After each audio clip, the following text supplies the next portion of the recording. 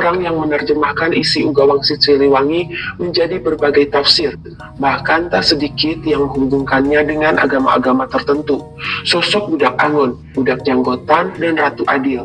Lalu, siapakah mereka itu sebenarnya? Kalimat jangan menoleh ke belakang pada dasarnya adalah petunjuk metodologis, ajakan membaca sejarah dengan nalar, bukan nostalgia. Kita diminta memahami masa lalu tanpa terjebak romantisme, lalu melangkah ke depan dengan kesadaran akan konteks zaman hari ini, manusia hari ini, dan persoalan hari ini.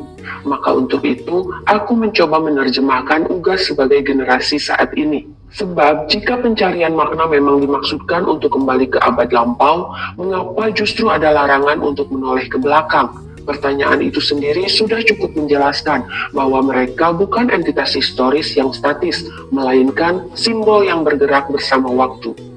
Sejarah Nusantara sejak awal tidak pernah kaku. Ia lentur, adaptif, dan terus menafsir ulang dirinya sendiri. Nilai dan simbolnya berubah mengikuti kebutuhan zamannya. Di titik inilah, spiritualitas generasi saat ini harusnya menemukan pijakan yang masuk akal. Memahami leluhur bukan berarti memaksakan diri hidup seperti mereka, melainkan memahami cara mereka membaca dunia, lalu meneruskannya dengan tanggung jawab pada masa kini. Nilai leluhur tidak menuntut kita kembali hidup seperti abad ke-14. Justru pesan jangan menoleh ke belakang mengajarkan sesuatu yang lebih subtil. Batin yang kuat adalah batin yang mampu beradaptasi tanpa kehilangan arah. Tradisi memberi kita kompas, zaman memberi kita medan. Keduanya tidak saling meniadakan, tapi saling menguji. Ketika Budak Angon masih dibayangkan sebagai tokoh berbalut aura mistis, aku pikir adalah kekeliruan membaca simbol. Fokus berhenti pada bentuk, esensi terlewat. Padahal pesan leluhur selalu kontekstual, dan simbol budaya tidak diciptakan sebagai fosil, melainkan sebagai alat navigasi. Kompas itu tetap bekerja, bahkan di era internet, teknologi, dan kehidupan urban. Ayan wani ngorehan terus-terusan, tenghiding kapang larang, ngorehan bari ngalawan sabari seri, nyaeta Budak Angon, imana dibikirit leuwih, pantona batu satangtung, kahilman ku handelem, karimbunan ku hanjuang, naon nu diangona, lain kebo, lain embe, lain meong, lain banteng, tapi kalakai jeung tutunggul. Iana jongjon ngorehan, ngumpulkeun anu can kapanggih. Ini adalah metafora, bukan laporan etnografis. Rumah di Bilik Leuwih tidak menunjuk lokasi fisik tertentu. Sungai sejak lama adalah simbol peradaban, arus gagasan, arus budaya, arus waktu. Menempatkan Budak Angon di ujung sungai berarti menempatkannya di titik pertemuan, di wilayah transisi, di mana dua arus saling bersinggungan dan belum sepenuhnya stabil. Ia tidak lahir dari pusat kekuasaan, tidak tumbuh di tengah kemapanan, justru dari pinggiran, dan sejarah berkali-kali menunjukkan perubahan paling keras hampir selalu bermula dari pinggiran, bukan dari pusat. Di sanalah gesekan terasa nyata, dan di sanalah Budak Angon berdiri. Di depan rumahnya terdapat pintu batu setinggi manusia. Batu melambangkan memori dan keteguhan, fondasi yang telah bertahan.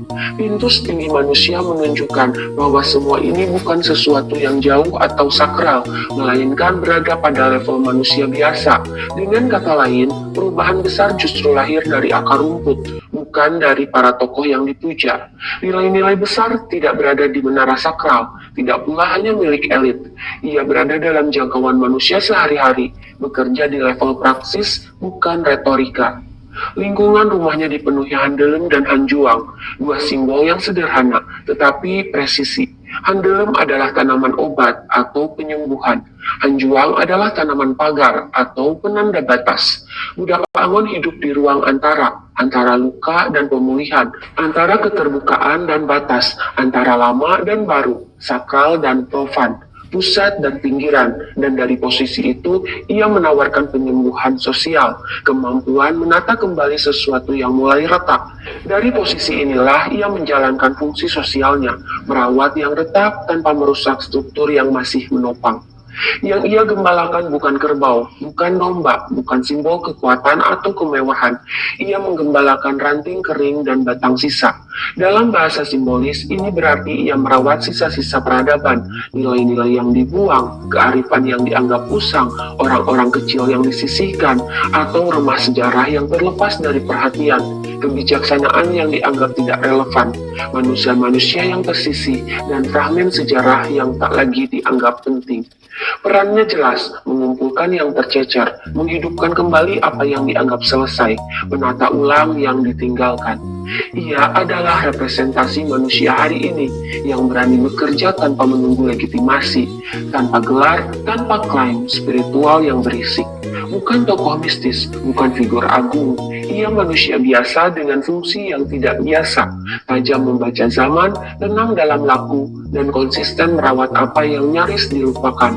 Dan justru karena itulah ia disebut budak Angon. Bukan karena yang digembalakannya kecil, tetapi karena yang dirawatnya rapuh dan hanya bisa hidup kembali jika disentuh dengan kesabaran, bukan dengan kekuasaan.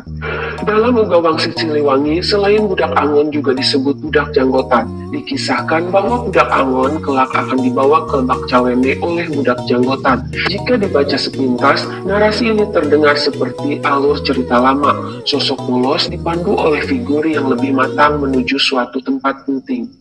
Budak Janggotan merepresentasikan otoritas dan daya tindak. Ia hadir ketika ketenangan saja tidak cukup, ketika kekacauan menuntut keputusan, dan keputusan menuntut keberanian. Perannya bukan sekedar melindungi, melainkan menggerakkan. Jika budak Angon menyusun arah, maka budak Janggotan memastikan arah itu benar-benar ditempuh. Relasi keduanya bukan persoalan siapa lebih tinggi, melainkan pembagian fungsi.